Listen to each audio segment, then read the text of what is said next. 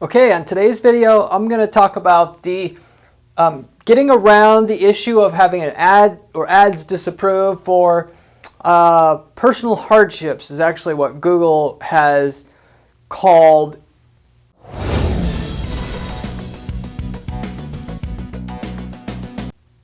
basically their rule, and one of the categories that they restrict you from running ads for, remarketing ads specifically, for stuff like if you're in medical, bail bonds. There's a few other categories that I'm going to go over in this video specifically that fall under this personal hardships category, but I'm going to not just tell you, the basic obvious thing, you're disapproved, but I'm going to tell you, now what? There's an actual way that you can work through the issue you're having so that you can do remarketing for your brand still, even if you fall into one of these categories that fall under personal hardships. And actually we'll go through the several options that you have to still do remarketing for your brand.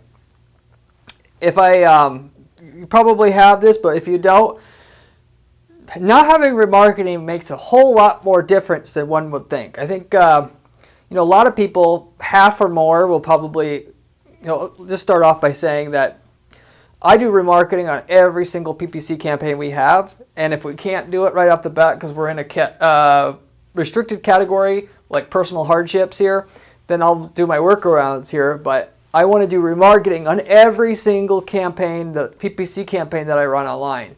Whether it's on Google, I'm running the ads initially starting out to get people to the site, or Facebook, or a place like Taboola. I'm doing remarketing. Why? Because there's a thing in marketing that says that frequency is more important than your reach. A lot of people, if they have, let's say, $5,000 ad budget to spend, they're going to think, well, it's best to just get as many people as I can to the site that's qualified, right? Wrong. You'll actually get a better return if you spent $4,500 to get people to the site, and you spent $500 of that, $5,000, to get people to the site again that were well-meaning people. They're still in market, but if you would have just followed up just a teeny bit more, you would have got the deal. A lot of people don't, you probably do recognize that a lot of people don't just come to your site and instantly make a decision. The more expensive that the product or service that you offer, the more likely it is that they're not going to make a decision right away. Most of the stuff in personal hardships is stuff that you would make a decision on quicker, but it doesn't mean all the time. So anyway, you're going to get a better return doing remarketing, but you're saying you can't do it. Well, again, there's a way to get through this. I'm going to explain what it is. If you do remarketing versus not doing remarketing and say, Corey, this is too much, I don't want to deal with it, you're losing up to 10 to 100% of the total return you're going to get out of that campaign by not doing any kind of remarketing versus doing heavy remarketing, or should I say investing around 10% of your ad budget total into the actual remarketing. 10% is about what I invest. It depends on kind of what I'm doing, but it ranges between 5 and 20% on the market. Just to keep it simple, you're going to consistently always invest 10% of your ad money into the remarketing. And you're not just going to have one remarketing ad. If you watched my other videos, you know that I have a series of remarketing ads always on these campaigns as well. So along with the 10%, I'm having 5, 10 different ads sometimes, but at least 2, 3 ads that are going to rotate out for the user and tell the user a story as to why exactly we're different, why you should choose us, and to also, of course, let the person know that you can trust us. We're having testimonials, we're having reviews pop up in those remarketing ads. We're having the differentiator that we have, the primary and secondary differentiators in those remarketing ads there in case they didn't get it the first time they were on our site. And we're having stuff like if we have good Google reviews, we're having that put into the ad. Again, all these different ads that rotate out for the user. So day one, the typical time period that somebody will mostly make a decision by whether or not to hire a bankruptcy lawyer will occur over a 90-day period. On one day, they're going to see an ad that says that we're the highest rated, bankruptcy attorney in the city. Then the next day, they're going to see a testimonial from somebody that gave us a good a good review. There's another ad later on that shows up later on that says that, basically we have, bilingual services here. So in case that's important to them, and we're in a city that has a lot of, it's multicultural, that kind of thing. So depending on what we have to offer that we can hook people in with, we also, of course, put that as much of that on the landing page as you can, highlighting it at a high level. And then if people want detail, they click on links from that landing page. They can go to full pages to go over all your testimonials, all your reviews, all your case studies, that kind of stuff. A lot of people will get to the page, they'll review and skim over it. But the fact that you're going to then re-feed it to them in the remarketing ads, that is going to get you the best results. So anyway, moving back to what we were doing before here, I'm going to explain how you're going to still do remarketing even if you're in a restricted category. Now, personal hardships actually does involve and contain a lot of different other markets other than just this medical and bail bonds. You could find this on Google's website for support, but anyway, there are a few different categories here. Health related, so when I say medical, we're talking if you sell pills, other treatments, creams, if you sell medical devices, all that stuff, including also if you have a medical clinic, you offer like dermatology services, fertility services, all that stuff would be under this general umbrella here. The good thing is, right off the bat, is for the most part, most of these you can do remarketing on Facebook, but I'll get to that in a moment. Not all, but a good chunk of these, especially medical devices. A lot of people don't know that, but that was what that would contain. You have negative financial status. What that is like a bankruptcy. Like I gave previously, the bankruptcy lawyer example. Bad credit loans, stuff that's meant to help somebody who has poor credit couldn't normally get a good loan, whether that's consulting services or whatever it is. This is a side note to this. Google really doesn't want anything to do with having you can't market in general to get anybody, let alone remarketing, to get someone to the site that has, that needs a bad credit loan because of predatory lending practices there.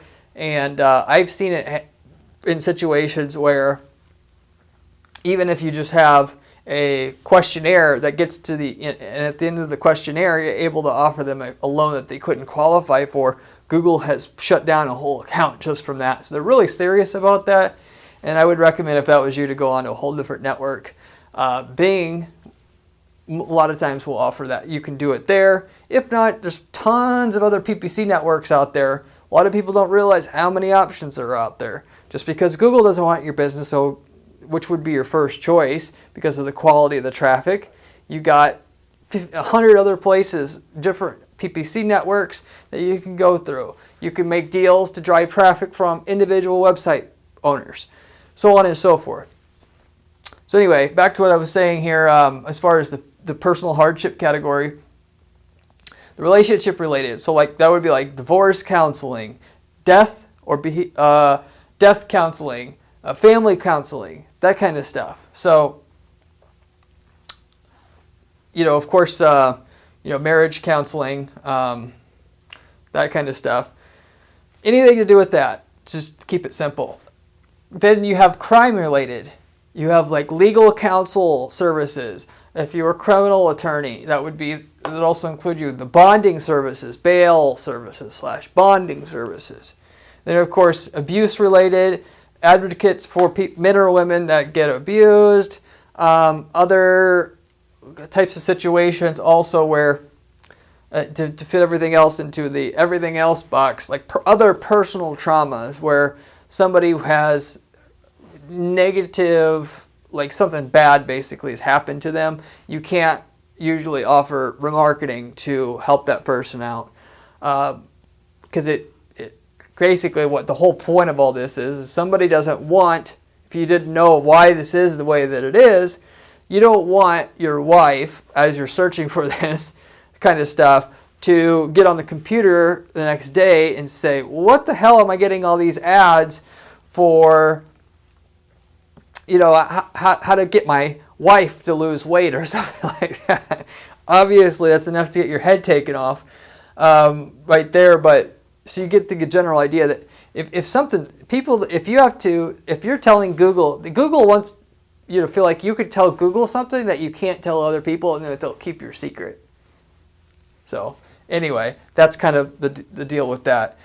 Like they gave an example, if people, how to get people, like fat acceptance. If you were searching something about that and you had some product for that, people don't want to have it. Google doesn't want people to have to worry if they're searching for that later on somebody's going to see, that person was searching up something like that they know they have a personal problem with and are admitting to it basically.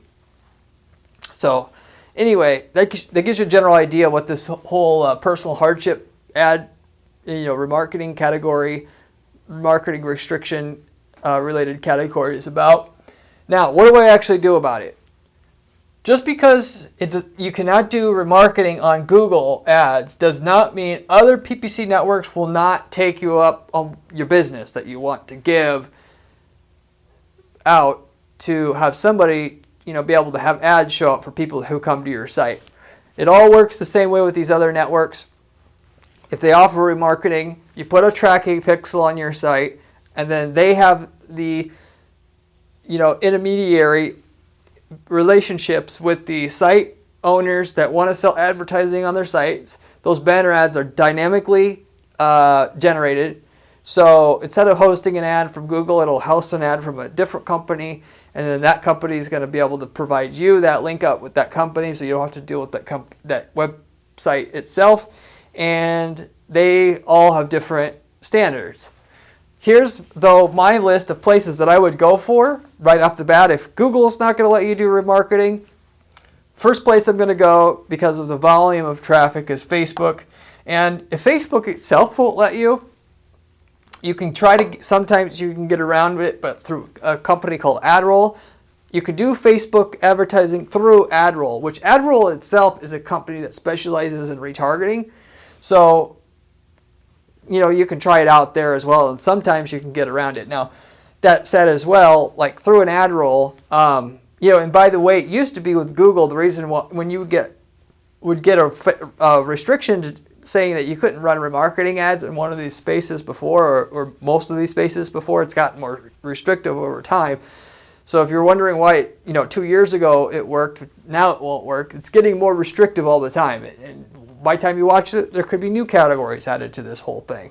So you have to be aware of that. And in general, though, it wasn't the remarketing list that was banned, it was the ad.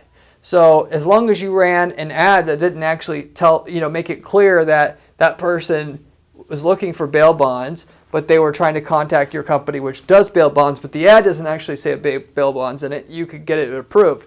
Now it's at the remarketing list level or audience level. So you put a remarketing tracking cookie on your site, and then somebody at Google looks at your site and sees what the general site's about.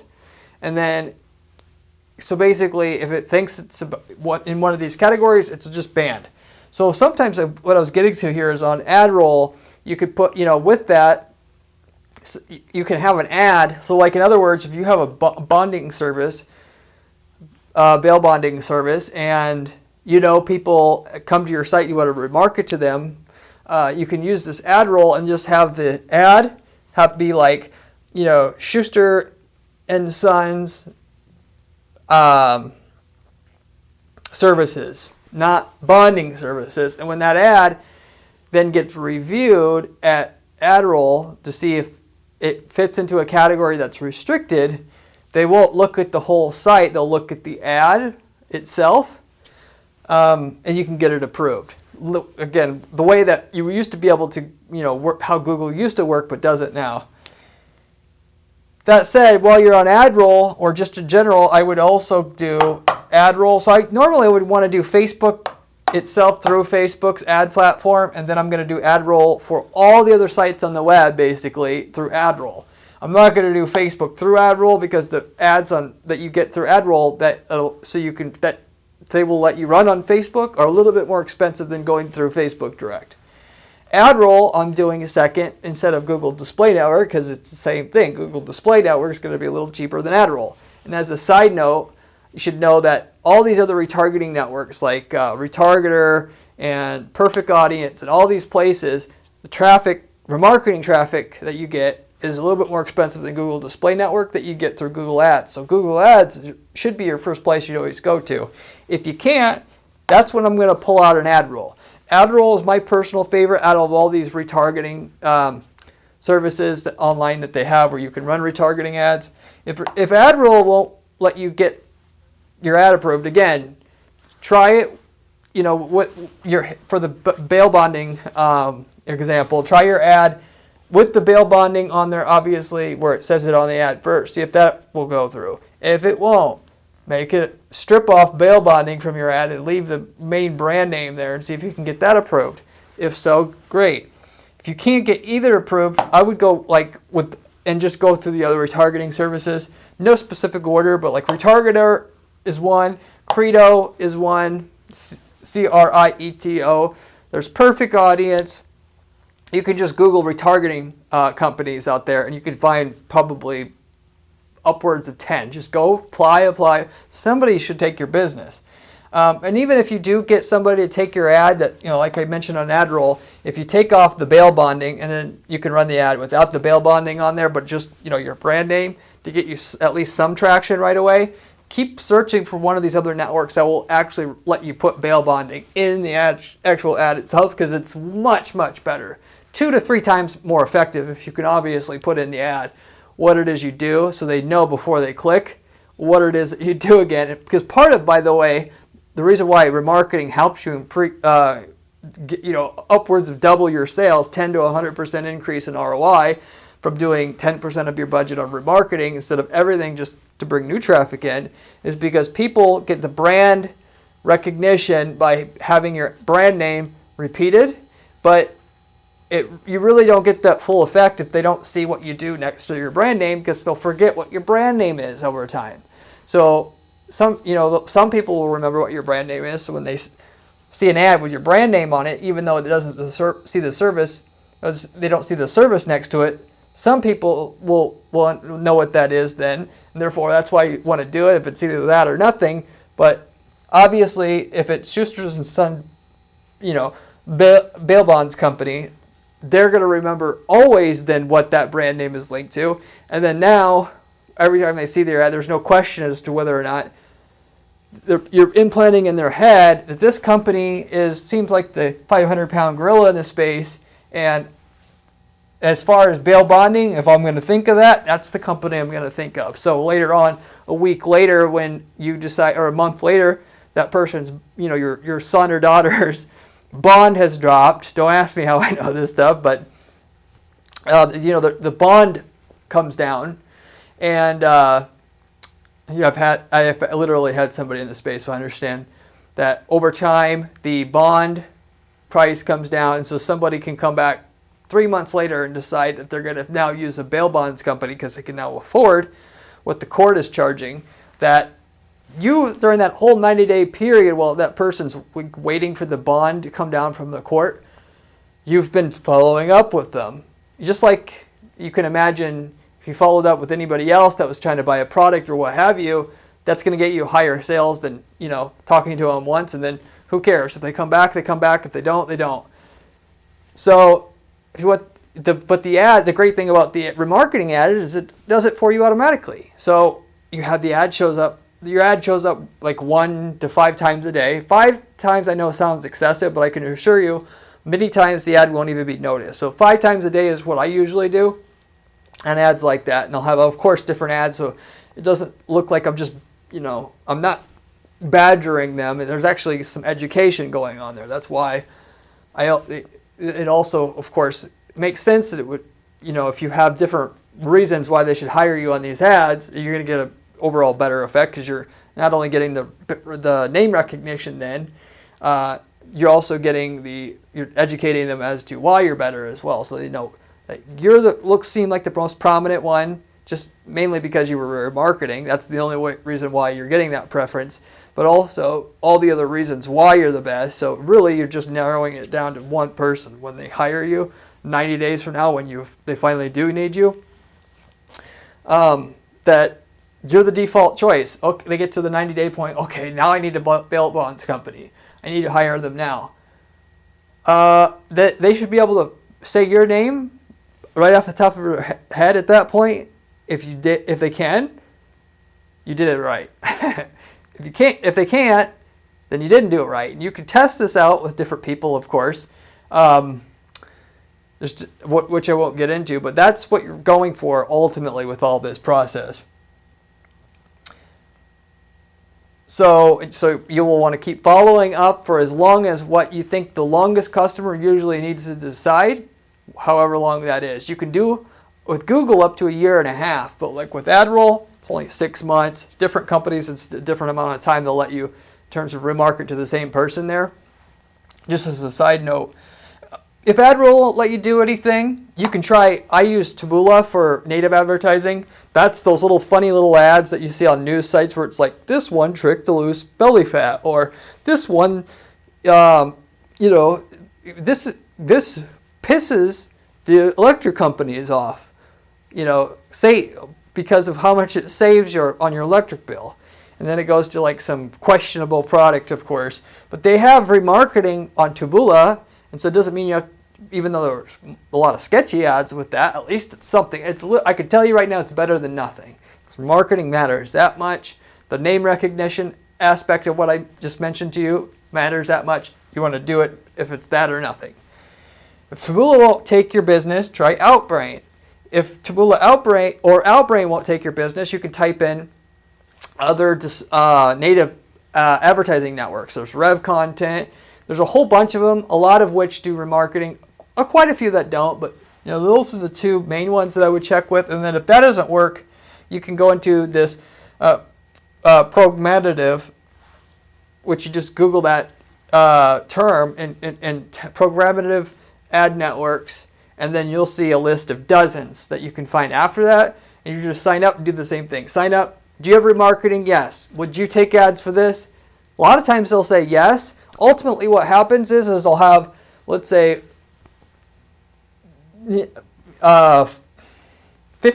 websites on their network that you can advertise on. Each one gets to decide if they're going to have bail bonding allowed on their site. 99% are going to say, maybe no. Bail bonding, probably not. It's probably going to be like, 50%, let's say, because they're way less. That one's a way less of an edgier thing than, let's say, something to do with pills, prescriptions or whatever. That's way more of a gray area, more likely to get you into legal hot water.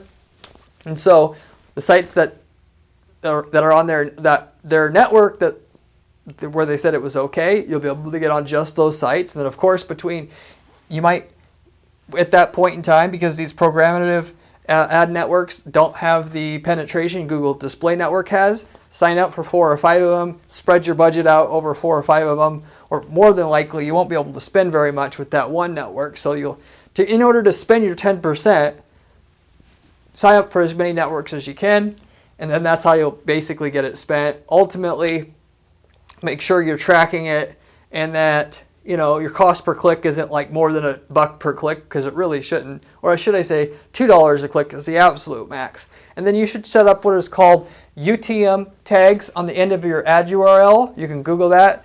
And through Google Analytics, if you have Google Analytics installed on your site, you can see of those different ad networks, that people that clicked on your ad and got to your site, how many of them called if you use a software like CallRail, and or filled out the web form or one of the forums on your site to contact you that way, to see if the traffic they're driving to you is mostly bunk or not. And of course, if it is, then you can just, if you have the option, then you can move that budget from that one provider over to another, and then that's what you have long term.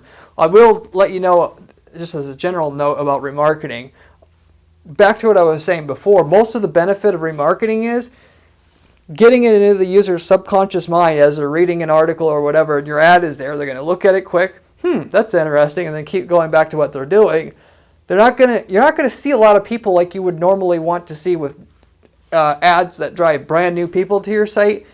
That person, in terms of ROI, clicking through and buying, 90% of the value is just getting the subconscious brand and name recognition in that user's subconscious mind, so that when they 90 days later do buy, you're the default option. They go and type your brand name in Google, they go to your site, they buy. Well, that's not going to show up in your Google Analytics numbers showing how many people clicked through on that remarketing ad and bought. You'll, of course, expect some, but if it says your cost per lead is $250, the real value is probably like $50 a lead. It's really off that much.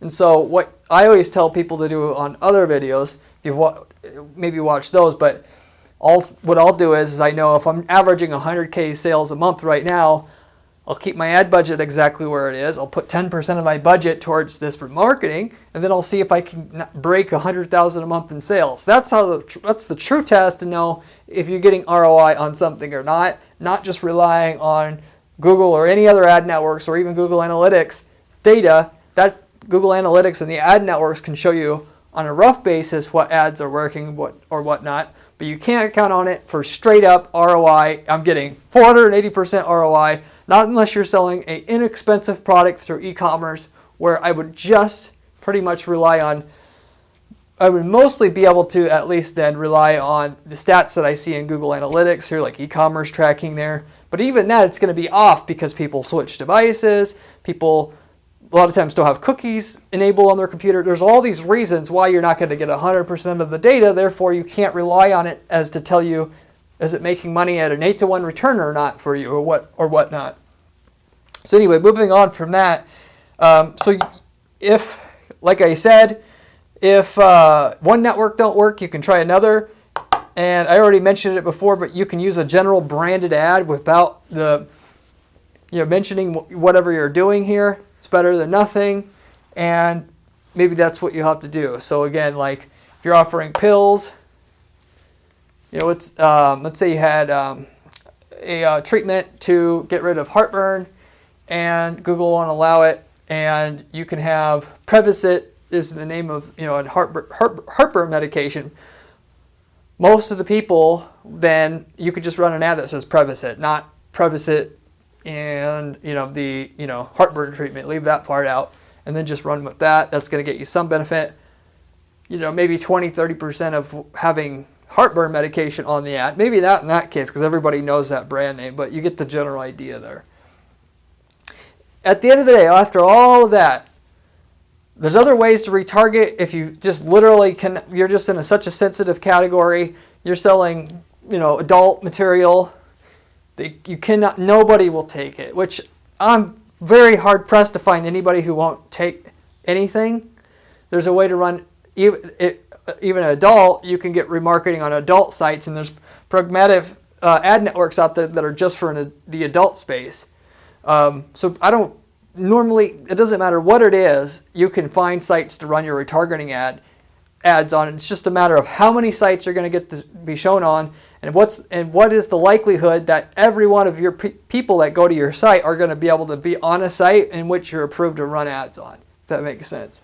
But if you can't really do any actual banner ad remarketing like you would want, there's other ways to remarket still. Retarget, if you want to, retarget, remarkets, those two terms are kind of interchangeable. That I'm going to automatically anyway be doing email retargeting, so you should be sending somebody communication from the owner that sounds like it's coming from you on a one-on-one basis to the person who's initially inquired about what you're doing. If you can get their email address, is timed and spaced out over a period of whatever the time that the buying cycle usually is for that person, the longest customer to decide during that whole time. And also I'm sending stuff out in the mail, at least one piece out in the mail, especially doing direct mail if I can't do any banner ad remarketing. It's not that expensive to be able to send a package of information out to a person. And again, it's about who are they going to decide to go with 2 weeks later when they need to decide, and you're the one that sent them the package. You're going to be standing out as this is the default one I want to go with. I remember this one now because they actually sent me the mail. So it's worth investing in. As far as the banner ads, it literally cost about a penny to have one of your remarketing ads show up for a prospect one time, whereas obviously a direct mail piece, which I would recommend FedEx if you're going to do that, because everybody opens FedEx. Other junk mail, it's questionable. It could be 10% of the time your thing gets open. In reality, obviously it costs you $3 to send something out to somebody, but it's worth it if it's costing you $30 to get a prospect. Now it's worth it to spend $3 to get something out to them if you can't do any actual banner ad remarketing as well. But on top of that, if I'm paying enough per lead, if it's $50 more or more a lead, I'm sending direct mail, or just say $30 a lead or more. I would even say if I was paying $10 a lead or more, I'm sending email retargeting, I'm sending direct mail, and I'm doing the banner ads. I'm doing all three of those and as much as I can realistically, so that 10% of the ad budget spent just on following people up, upwards of 20% of what I'm spending to get people in, 10% on just the ads maybe, and then through 10% on just the mail piece that I send out, because that's going to double your close rates. I have a video I just produced about that, about how much the following up on several mediums like that with your prospects can literally double your close rates on the leads as soon as you get them. As just a whole kind of side note, if you're interested in that, case studies that I have on that, I mentioned those on the video about doubling your close rates on your leads that you're getting from PPC. So anyway, that's in a nutshell about personal hardship ads, how to deal with it, why you want to deal with it, what are your options, what kind of results obviously now you can get from it by working around the ways that options that I gave you to work around it with. I have a lot of other videos on this channel about PPC strategy, money-making strategies for PPC. You can check those out. I have a blog at guaranteeppc.com/blog that has more so like step-by-step instructions on how to build winning PPC campaigns the way that I build them for our clients in order to literally guarantee the results. That's what we offer here. If you have any questions about this personal hardships category, leave me a comment down below. I get back to every person who leaves me a comment on this channel and can help you work through any other remaining issue that I didn't cover, or just in general, be glad to try to help you out. But I hope you enjoyed the video. Hopefully this also inspired you and give you some hope, more or less, to get over the hump you're at with what you're dealing with.